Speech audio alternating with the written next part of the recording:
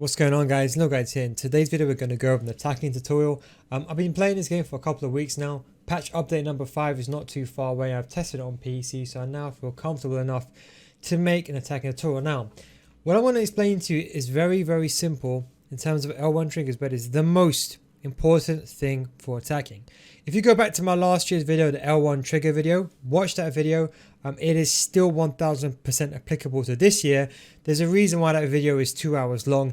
I know it seems like a complete age to watch, but the truth is it goes through every example why the L1 trigger starts every single one of my attacks. Every single time I get the ball back in every aspect of play, I use the L1 trigger. Now why? Players, they don't make runs by itself. When you get the ball with Sanchez over here, this player does not make a run going forward unless one of three things. Number one, if you have a tactic like a long ball on, long ball just means getting behind. So when you have the ball at your feet, your players, your teammates or your AI players will make runs going forward. That's the first way. The second way this guy's going to run forward is if you have get in behind set him, get in behind, which is an instruction. If you have get in behind set on him, so if you go to the formation, you go to left mid, you put get in behind, then he would make the run. That is, I suppose you can say, the two things that externally affect how that player moves. The primary way is by either triggering the player, that is, for example, facing him, pressing the L1 button or the LB button, so he makes the run going forward. That is the most primary way. Or the other way is, for example, if the ball was at his feet, and let's say you did a 1-2 backwards, let's say you did like an L1 plus X pass or LB plus A pass to another defender, then this player will make a run. That is the only way that player is going to run. That's why when I teach you FIFA, it's not necessarily about learning how to abuse mechanic or learning how to make use of something. It's to basically trigger someone forward. Now there is creative runs. There is the simple fact you can press the X button and then you can make a pass and you can direct a run like that. It's a bit buggy right now. As the pass and go is completely fine. But if you have the ball with Renato Sanchez, to make this person run into a specific direction, as of now, as of November the 15th, it is completely buggy. It doesn't really work as you think it would. You try to press the L1 button and right analog stick, they don't move. So whenever I get the ball, in some way, I'm always looking to make a pass to someone, or when I do make a pass, if there is no movement, I press the L1 button. This is the most important button in the attack. Contrary to belief, everyone always thinks it's something else. Everyone thinks there's always some secret to get into the final third. But it's simple. If there is no movement, you have to press the L1 button. Now, it shouldn't be like this. I'm not saying it should be like this. I think this player should move on his own. But let's say, for example, the ball went to my left back over here. Now, I got no one to pass to. Now, had I not done the L1 button, this player would have stood still. Now, what's the most important thing? The only way you can trigger a player to make a run is if you hold the left analog stick to the bottom left. What I'm basically saying is I want this player to be selected. Then when I press the L1 button after, I'm saying, okay, I want the person on the bottom left of the screen to make a run going forward. Now, when you press the L1 button, they will just run forward. There is the creative runs feature this year, but just for this example, we're going to focus on just the L1 button. So you press the L1 button, that player will make a run going forward. But the most important thing, you have to hold the left analog stick into the direction of where the player is. So if, for example, in a situation, let's say if the left analog stick was facing upwards, let's say over here as opposed to the bottom left, then that means that this player, if you press the L1 button, that player will then make a run going forward. So the left analog stick dictates which player you want to make a run going forward. If you're a beginner or new to this, the best advice I'll say to you is get the ball to your feet, face the player, and then make a run. What do I mean by that is, well, if we go back a split second, if I make the pass over here, and let's say for example I'm facing downwards. Now by default, because the ball is naturally facing downwards and I'm moving along downwards, if I press the L1 button, the player just behind the controller on the radar over here would make a run going forward.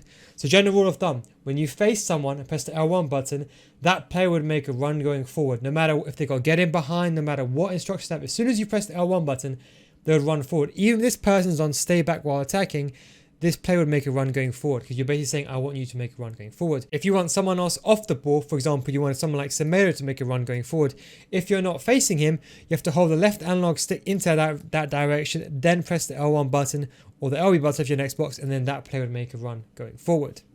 So back to this clip. So as you can see here, I make a pass downwards, and before the ball even arrives to me, I press the L1 button. Now, why this is important? Now, if you watch my other preschool series, I explained to you how the player lock works. So as soon as you make the pass, as you can see, as soon as you press the X button, the pass is locked on. That means if you hold the left analog stick to the top right, top left, no matter where you hold the left analog stick, that player will make the first touch into that area. So if in theory I held the left analog, let's say the ball was over here and I held the left analog stick to the far right, this player will not move to the far right. He's basically locked onto the ball. He will stand still up until the ball reaches his feet, and only then his first touch will be into the direction you're facing. So you hold the left analog stick to the right hand side. When the ball arrives to him, his first touch will be there. So therefore, while the ball is in transit between these two players, I can hold my left analog stick to the bottom left and signal this player to make a run going forward. So we're going to go back and we're going to slow this down. So before the ball even arrives to me, we're going to do 0.4. Now watch. I pass the ball back to my centre back, okay? I pass the ball down. Now watch. As soon as the pass has been made, that's it. The ball is now locked on. As you can see, the red marker has now gone to this player. That means I am now controlling this player. Now, if I, for example, hold the left analog stick the entire time, when the ball arrives to me, I'll take my first touch to the left-hand side. But if I flick my left analog stick down to the bottom left and I press the L1 button, I'm saying I want this player here to make a run going forward. And that way, if I do that before the ball even arrives to me, my actual movement of this left back won't be influenced. Only this player will make a run going forward. So you can see it like so. So as you can see, the ball arrives to me. I'm going to slow it down even slower, so you can see it to 0.10. So a tenth of the speed. Left analog stick goes to the bottom left. I press the L1 button before the ball even gets. See that before the ball even arrives, we press the L1 button. Then watch Dembele. Ignore this player. Watch Dembele. Dembele then starts to make a run going forward. But if I never did that, Dembele would have stood still. So we can go back again and watch this in about full speed. So we're going to go full speed now. Ball arrives to me. Go down. L1 trigger. Click the L1 button. As you can see, that player makes a run. And then I was able to make a pass for Renato Sanchez. Yes, the pass did fail in the end. But the most important thing is that player made a run going forward. That's the main thing I wanted to show you, is that player did make a run going forward. And even when I got the ball over here, it was the exact same thing. Even Neymar, watch. Neymar had the ball just over here. Now normally, most players here will get the ball with Mbappe and they will think, okay, I need to either go forward or try to make a pass to Neymar or do a quick one to watch. As soon as I get the ball, my impression is I want Neymar to make a run going forward. Now, even someone like Neymar with very high attacking awareness, EA says they make runs, but they don't. So as you can see here, before the ball even arrives to me, I'm like, okay, Neymar, I want him to make a run going forward. Now, why this is important is if Neymar stands still, nothing comes of this. But if I press the L1 button, his whole defensive line has to then move backwards because Neymar is going to be running backwards as well. So we're going to see his watch. If I press play, ignore the controller for a second, let's focus on Neymar. As you can see, I press the L1 button. As you can see, his defensive line moves back as well, and that's what creates space. But the only way he made a run going forward again is the L1 trigger. So watch, the ball goes to Mbappe. I then face this player, and look, I'm pressing the L1 button. Then see, I press the L1 button, then Neymar makes the run, and then I made a through ball. So the most important thing is I'm the one who initiated the action. If I never did that, if I did a through ball like this, he would have got to the ball before me. But because of the L1 trigger, I waited to Neymar's just in line, just before he's offside. Then I made the through ball, and that's when he got the ball. And you can even see over here, once the ball is around to Neymar's feet, as you can see, I've locked onto the ball. As you can see, even though it's a through ball, I've locked on as well. I want Mbappe to make a run going forward. Now, what I could have done over here, this is where it gets a bit tricky, but it's important for you to understand this, just so you get a bit of an understanding of how the mechanic works. Now, you can only do a 1-2 with a feet. So let's say, for example, if you do the L1 plus the X pass, that means that Mbappe would make a pass to Neymar, and then Mbappe would run after. That's what's important. If you hold the pass and go, the LB and A or L1 and X, Mbappe will make the pass, and then after Mbappe's made the pass to Neymar's feet, he would then run after. But the issue is, because I want this to be a through ball, if I try to do an L1 plus a triangle or an LB plus Y, it will end up becoming a chip through ball. So I had no other choice. I had to do a normal triangle pass there, because if I did an L1 triangle, it would have been a chip through ball. So EA, they kind of mess up the controls. That's what I'm trying to say. They didn't mean to do this. It wasn't meant to be used a lot, but now it's the only way it really happens. But you can see over here, I had to do a fake shot, then I do a triangle pass, I do a through ball because I want the ball to run into this direction. I don't want the ball to go to from Mbappe to Neymar's feet. I want the ball to go here.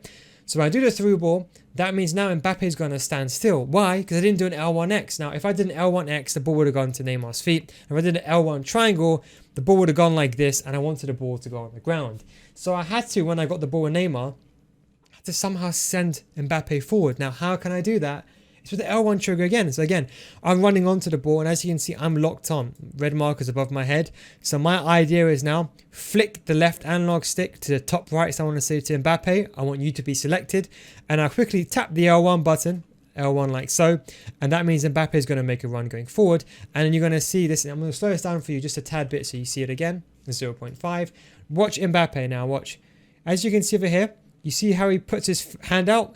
That's how you know you activated L1 button. When they put their hand out or their hand pointing forward, that means they're going to be making a run going forward. That means they acknowledged your command and they're going to be making a run forward. And that's the only reason why I was able to make the pass to Mbappe in the end. Yes, I ended up missing the shot at the end of the day, but this entire attack would never have happened if I didn't do the L1 trigger. And even over here, at this point, I had to, if I didn't do the L1 trigger, by the time I got the ball, Mbappe would have been about here, as opposed to being about here. So I put Mbappe in a dangerous, it's not just that I'm putting him into a dangerous position, I'm the one creating the attack, not the game. And you can see how that really transpired. It could have almost been a goal. But again, the entire thing wouldn't have happened if I never got the ball over here, if I never did the L1 trigger in the first place. Because when I did this L1 trigger, that means at this point, he was stuck in what I like to call Bermuda's Triangle. He had to make a choice, who does he go with? Now, because that left back is now, that left mid, should I say, is now drifted away, there's a massive gap for me to pass ball to Renato Sanchez. He then covered that passing lane. Now, typically speaking, if he, for example, ran backwards and man-marked that pass, that would have opened the passing lane to Renato Sanchez. So what I'm explaining to you is, it's not the fact that the player is making a run going forward.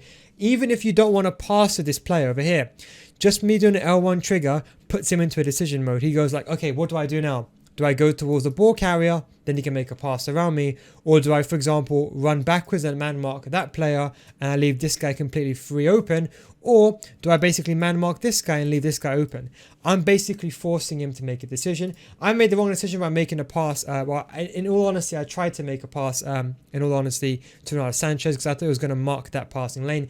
But again, movement created it. I got the ball with Renato Sanchez. Again, nothing is going on here. I did an L1 trigger to trigger Neymar to make a run going forward. Then I did a through ball. Mbappe, he's too far away. Use the L1 trigger again. And I spam the L1 button because sometimes it doesn't register. So I do sometimes spam it. There's nothing wrong with that. I spam the L1 button. As you can see, when I get the ball, I take a normal touch. Mbappe is in a good position. End up doing a lofted pass. End up trying to take a shot. And it could have easily led to goal. But that's just an example of how I use the L1 trigger.